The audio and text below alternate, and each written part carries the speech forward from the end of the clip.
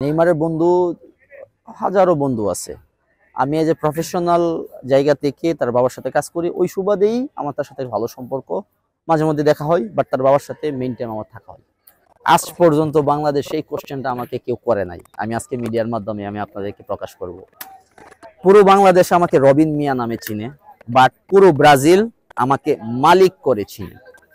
আমার নামকরণ করা হয়েছে, যারা ব্রাজিলিয়ানরা, একটা ইন্ডিয়ান মুভি আছে স্লামডগ মিলিয়নিয়ার, সেখানে একটা ছেলে ছিল, তার নাম ছিল জামাল মালিক। তো আমি as a Indian identity like মরেনো, মানে বাংলাদেশি ইন্ডিয়ান, এই কালচারের ছেলে বিদায় আমাকে ওই মুভির পর থেকে আমার এক ফ্রেন্ড ছিল জোয়ান, ও বলছে যে তুই তো দেখতে মালিকের মতো।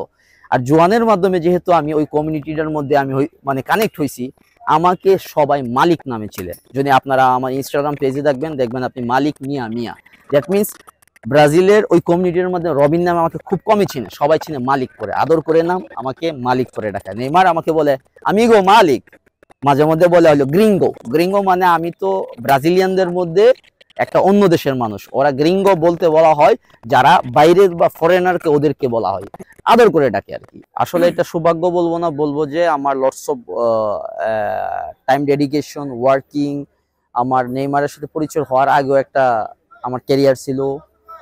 ওই জায়গা থেকে বলবো সে যে কেউ আপনি হতে পারেন। আজকে আপনি ভালো অ্যাক্টিভিটি করেন, কাজ করেন, কালকে আপনি ওয়ার্ল্ডের কোনো বেস্ট প্লেয়ার, বেস্ট পিপল বা বেস্ট রিচ পিপলের সাথে কাজ করতে পারবেন। It's depends up to you, আপনি কিভাবে আপনার ক্যারিয়ারটা ডেভেলপ করবেন।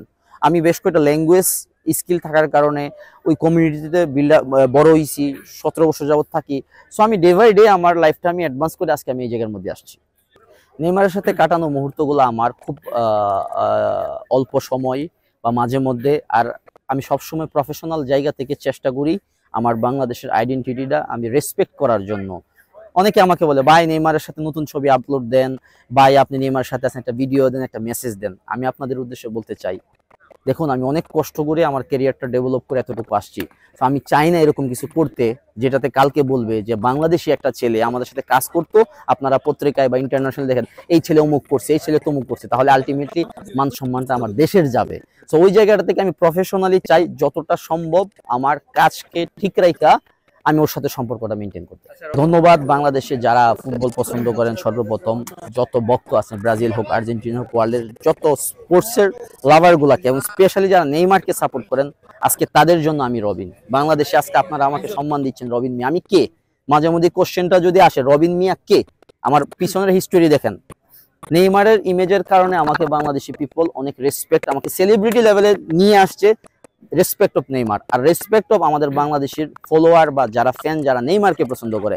নেইমারকে পছন্দ করার কারণে যে সম্মানটা তৈরি হয়েছে আমার দেশের, আর আমি ওই দেশের একজন পার্সন হয়ে রিপ্রেজেন্ট করতেছি আমার দেশকে, ওর পরিবারের মধ্যে বা ওর সাথে ফুটবলকে, সেই সম্মানটা আসলে তাদের পুরো সম্মান আমি পাচ্ছি। এটা আসলে মানে ধন্যবাদ দিয়ে যদি বলি, তার চেয়ে বড় কিছু যদি বলি, আমার যারা বাংলাদেশি ফ্যান ফলোয়ার আছে তাদের জন্য আমি রবি।